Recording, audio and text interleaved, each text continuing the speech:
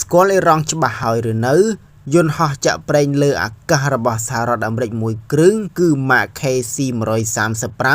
បានបាត់ខ្លួនពីប្រព័ន្ធរ៉ាដាដែលកំពុងតែហោះហើរលើដែនអាកាសរបស់ប្រទេសអ៊ីរ៉ង់បាទចឹងបងប្អូនដឹងហើយថាបាទកាលពីប្រហែលថ្ងៃមុននេះមានព័ត៌មានជាច្រើនកំពុងតែចុះផ្សាយអំពីបាទយន្តហោះចាក់ប្រេងរបស់សហរដ្ឋអាមេរិក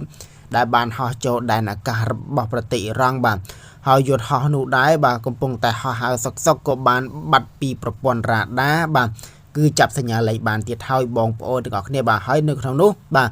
សារព័ត៌មានរបស់ប្រទេសអ៊ីរ៉ង់ក៏បានចុះផ្សាយថាបាទយន្តហោះចាក់ប្រេងរបស់សហរដ្ឋអាមេរិកបាទត្រូវបានធ្លាក់នៅតំបន់បាទ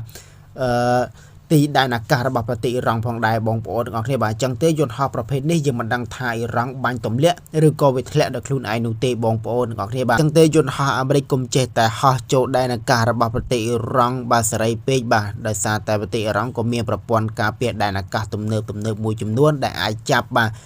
យន្តហោះរបស់អាមេរិកផងដែរបងប្អូនទាំងអស់គ្នាបាទ